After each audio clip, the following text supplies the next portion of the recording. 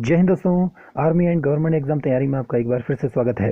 हमारा आज का वीडियो आर्मी के रिटन एग्जाम में आने वाले 500 महत्वपूर्ण प्रश्नों का पार्ट 2 है, जो कि army soldier clerk and store keeper technical, soldier GD और सोल्जर टेक्निकल के लिए अत्यंत ही महत्वपूर्ण है। तो दोस्तों, आज का वीडियो शुरू करने से पहले यदि अभी तक आपने मेरे चैनल को सब्सक्राइब नहीं किया है तो इसे सब्सक्राइब कर लें, ताकि आपको मेरे लेटेस्ट वीडियोज़ के अपडेट मिलते रहें। तो चलिए शुरू करते हैं हमारा आज का video. Question number 1, the Saptang theory of state was propounded by. Saptang theory of state निम्न में से किसके द्वारा प्रस्तावित की गई थी? ए, कौटिल्य इन अर्थशास्त्र, अर्थात कौटिल्य के द्वारा अर्थशास्त्र में। बी, मनु इन मनुस्मृति, मनु के द्वारा मनुस्मृति में। सी, कल्हण इन राजतरंगिणी, कल्हण के द्वारा राजतरंगिणी में। डी, बाणभट्ट इन हर्षचरित्र, बाणभट्ट के द्वारा हर्षचरित्र में। तो दोस्तों, इसका सही उत्तर है ए, कौटिल्य इन अर्थशास्त्र, कौटिल्य के द्वारा अर्थशास्त्र में। सप्तांग थ्योरी ऑफ स्टेट का विवरण कौटिल्य ने अर्थशास्त्र में किया है। कौटिल्य के अनुसार एक राज्य के 7 अंग होते हैं। नंबर 1, स्वामी यानी कि शासक। 2, आमात्य यानी कि मंत्री। 3, जनपद यानी कि आबादी। और 4, दुर्ग यानी कि किलाबंद राजधानी। 5, कोष यानी कि जो राजकोष। 6, दंड यानी कि सेना। और 7, मित्र यानी कि सहयोगी। तो चलिए चलते हैं क्वेश्चन नंबर 2 की ओर। Question number 2, which is the oldest mountain range of India? Bharat की सबसे पुरानी पर्वत श्रृंखला कौन सी है? A, Aravalli. B, Vindhya. C, Satpura. या डी, हिमालय। तो दोस्तों, इसका सही उत्तर है ए, अरावली। अरावली रेंज प्राचीन पहाड़ों का एक मिटता हुआ भाग है, जो भारत में वलित पर्वतों की सबसे पुरानी श्रेणी है। अरावली पर्वतमाला का प्राकृतिक इतिहास उस समय से मिलता है जब भारतीय प्लेट एक महासागर द्वारा यूरेशियन प्लेट से अलग हो गई थी।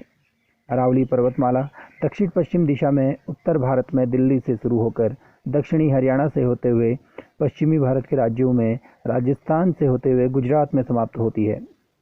5,650 फीट की ऊंचाई के साथ माउंट आबू अरावली पर्वत श्रृंखला की सबसे ऊंची चोटी है। अरावली रेंज की सबसे ऊंची चोटी माउंट आबू है, जो उदयपुर से 160 किलोमीटर की दूरी पर स्थित है।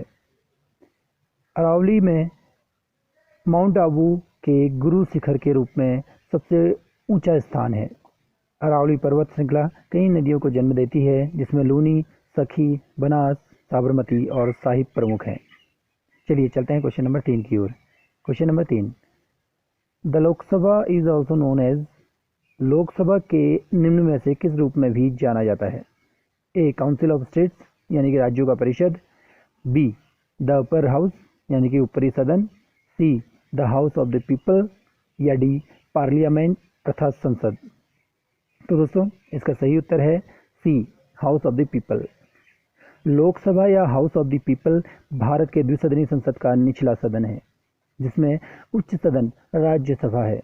लोकसभा के सदस्य वयस्क सार्वभौमिक मताधिकार और अपने अपने निर्वाचन क्षेत्रों का प्रतिनिधित्व करने के लिए एक प्रथम अतीत पद प्रणाली द्वारा चुने जाते हैं, और वे 5 साल तक या परिषद की सलाह पर राष्ट्रपति द्वारा निकाय भंग होने तक अपनी सीट पर रहते हैं।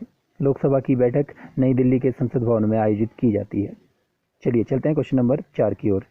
निम्नलिखित में से कौन सा केंद्रीय सार्वजनिक क्षेत्र उद्यम महारत्न नहीं है 2019 की सूची के अनुसार? A, NTPC limited. B, Bharat electronics limited. C, coal India limited. या D, Bharat heavy electricals limited. तो दोस्तों, इसका सही उत्तर है बी, भारत इलेक्ट्रॉनिक्स लिमिटेड। केंद्रीय सार्वजनिक क्षेत्र उद्यम सीपीएससी सूची 2019 के अनुसार 8 महारत्न, 16 नवरत्न भारत इलेक्ट्रॉनिक्स लिमिटेड सहित और 73 मिनी रत्न 61 श्रेणी 1 में और 12 श्रेणी 2 में है। जून 2019 तक सीपीएसई महारत्न की सूची इस प्रकार है: 1, Bharat heavy electricals limited. B, Bharat petroleum corporation limited. 3, coal India limited. 4, GAIL India limited. 5, Indian oil corporation limited. 6, NTPC limited. 7, तेल और प्राकृतिक gas limited. 8, steel authority of India limited. चलिए चलते हैं क्वेश्चन नंबर 5 की ओर। भारतीय राष्ट्रीय रक्षा विश्वविद्यालय किस शहर में स्थापित होने जा रहा है? ए, गुरुग्राम। बी, दिल्ली। सी, देहरादून। या डी, पुणे। तो दोस्तों, इसका सही उत्तर है ए, गुरुग्राम। भारतीय राष्ट्रीय रक्षा विश्वविद्यालय INDU भारत के हरियाणा राज्य में गुरुग्राम जिले के बिनोला गांव में भारत सरकार के रक्षा मंत्रालय के तहत बनाया जाने वाला एक निर्माणाधीन विश्वविद्यालय है और 2020 तक सुचारू रूप से चलने की संभावना है। INDU विश्वविद्यालय भारत के संसद के अधिनियम द्वारा स्थापित किया जाएगा और भारत के राष्ट्रपति इस संस्थान की अध्यक्षता करेंगे और रक्षा मंत्री कुलपति होंगे। विश्वविद्यालय के अध्यक्ष राष्ट्रपति को 3 सितारा की उपाधि प्रदान की जाएगी, जो कि सेना के एक कमांडर इन चीफ अधिकारी के समान होंगे। उपराष्ट्रपति की भूमिका एक नागरिक के रूप में होगी। विश्वविद्यालय में भारतीय प्रौद्योगिकी संस्था यानी कि IIT और भारतीय प्रबंध संस्था अर्थात IIM की तर्ज पर शिक्षण संकाय होंगे, जिसमें कि 1:1 के अनुपात में सैन्य कर्मियों और नागरिकों से बना शिक्षण संकाय होगा। चलिए चलते हैं क्वेश्चन नंबर 6 की ओर। क्वेश्चन नंबर 6, मनुष्य के शरीर में सबसे लंबी हड्डी कौन सी होती है? A tibia, B फेमूर, C fibula या D ह्यूमरस। तो दोस्तों इसका सही उत्तर है B फेमूरस। फेमूरस का या जांघ की हड्डी सबसे लंबी होती है और सबसे मजबूत हड्डी होती है। औसतन इसकी लंबाई एक व्यक्ति की ऊंचाई का 26.74% होती है। टिबिया मानव शरीर की दूसरी सबसे लंबी हड्डी है, जो लंबाई में 16.9 इंच की होती है। फाइबुला मानव शरीर की तीसरी सबसे लंबी हड्डी है, जिसकी माप 15.9 इंच होती है। और ह्यूमरस शरीर की चौथी सबसे बड़ी हड्डी है, जिसकी लंबाई 14.4 इंच होती है। चलिए चलते हैं क्वेश्चन नंबर 7 की ओर। Question number 7, rectifier is use to convert. Rectifier का उपयोग परिवर्तित करने के लिए किया जाता है। Number A high voltage into low voltage, उच्च वोल्टेज को कम वोल्टेज में। B low voltage into high voltage, कम वोल्टेज को उच्च वोल्टेज में। C direct current into alternating current, दिष्ट धारा को प्रत्यावर्ती धारा में। या D alternating current into direct current, प्रत्यावर्ती धारा को दिष्ट धारा में। तो दोस्तों इसका सही उत्तर है डी प्रत्यावर्ती धारा को दिष्ट धारा यानी कि alternating current into direct current. Rectifier मूल रूप से प्रत्यावर्ती धारा को प्रत्यक्ष धारा में परिवर्तित करता है। यह एक विद्युत उपकरण है जिसमें एक या एक से अधिक डायोड शामिल होते हैं, जो केवल एक दिशा में धारा के प्रवाह की अनुमति देते हैं। रेक्टिफायर को आवश्यकता अनुसार कई आकारों में ढाला जा सकता है, जैसे कि सेमीकंडक्टर डायोड, SCR सिलिकॉन नियंत्रित rectifiers, vacuum tube diode, mercury arc valve आदि। मुख्य रूप से रेक्टिफायर को 2 प्रकारों में वर्गीकृत किया जाता है, एक सिंगल फेज और 3 फेज। इसके अलावा रेक्टिफायर को 3 प्रकारों में वर्गीकृत किया गया है, जैसे कि अनियंत्रित, आधे नियंत्रित और पूर्ण नियंत्रित रेक्टिफायर। रेक्टिफायर को विभिन्न प्रकार के डिजाइनों और कारकों के निर्भरता के आधार पर भी वर्गीकृत किया जाता है, जैसे आपूर्ति का प्रकार, ब्रिज कॉन्फ़िगरेशन, उपयोग किए जाने वाले घटक, नियंत्रण प्रकृति। Question number 8, isotopes of an elements have. एक तत्व के समस्थानिकों की विशेषता होती है। A the same physical properties, समान भौतिक गुण। B different number of neutrons, भिन्न न्यूट्रॉन संख्या। सी डिफरेंट केमिकल प्रॉपर्टीज, भिन्न रासायनिक गुण। डी डिफरेंट एटॉमिक नंबर्स, भिन्न परमाणु संख्या। तो दोस्तों इसका सही उत्तर है be different numbers of neutrons यानी कि भिन्न परमाणु संख्या। समान परमाणु संख्या वाले तत्वों में अलग अलग संख्या में न्यूट्रॉन की उपस्थिति के कारण समस्थानिक होते हैं। समस्थानिक एक ही तत्व के परमाणु होते हैं। इनकी परमाणु संख्या एक समान किंतु द्रव्यमान संख्याएं विभिन्न होती हैं। उदाहरण के लिए हाइड्रोजन परमाणु के 3 समस्थानिक होते हैं, अर्थात प्रोटियम, ड्यूटेरियम और ट्रिटियम। किसी परमाणु के नाभिक में मौजूद प्रोटॉनों की संख्या को परमाणु संख्या कहा जाता है और एक परमाणु के नाभिक में मौजूद प्रोटॉनों और न्यूट्रॉनों की संख्या के योग को द्रव्यमान संख्या कहा जाता है। किसी तत्व के सभी समस्थानिकों में समान रासायनिक गुण होते हैं। चलिए चलते हैं क्वेश्चन नंबर 9 की ओर। Question number 9, where are red blood crystals founded in the human body. मानव शरीर में लाल रक्त कणिकाएं कहाँ पाई जाती हैं?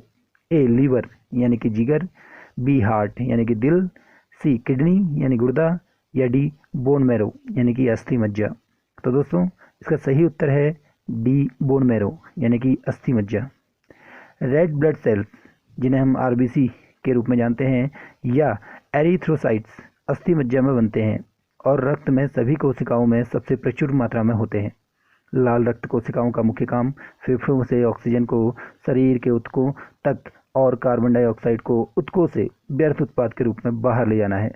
हीमोग्लोबिन लाल रक्त कोशिकाओं में एक महत्वपूर्ण प्रोटीन है जो फेफड़ों से ऑक्सीजन को हमारे शरीर के सभी हिस्सों में पहुंचाता है। आरबीसी की औसत जीवन अवधि 100 से 120 दिनों तक होती है, जिसके बाद वे प्लीहा आरबीसी के कब्रिस्तान में नष्ट हो जाते हैं। अस्थि मज्जा सफ़ेद रक्त कोशिकाओं और प्लेटलेट्स के साथ हर दिन 200 बिलियन नई लाल रक्त कोशिकाओं का उत्पादन करते हैं। तो चलिए दोस्तों, चलते हैं क्वेश्चन नंबर 10 की ओर। Question number 10, which of the following is not a mosquito borne disease? निम्नलिखित में से कौन मच्छर जनित बीमारी नहीं है? नंबर ए, जापानी इंसेफ्लाइटिस, बी, जीका वायरस, सी, स्लीपिंग सिकनेस, या डी, येलो फीवर यानी कि पीला बुखार। तो दोस्तों, इसका सही उत्तर है सी, स्लीपिंग सिकनेस।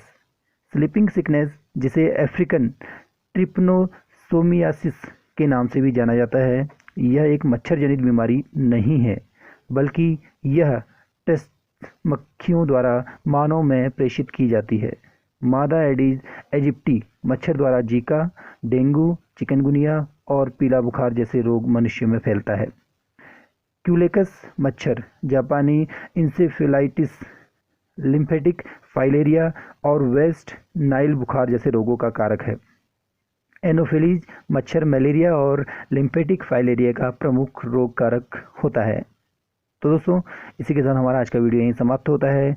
आई होप कि आपको हमारा आज का वीडियो अच्छा लगा हो। यदि आपको वीडियो पसंद आया तो इसे लाइक करें, शेयर करें और हमारे चैनल को सब्सक्राइब करना ना भूलें। तो दोस्तों, मिलते हैं अगले वीडियो में। तब तक के लिए जय हिंद, वंदे मातरम।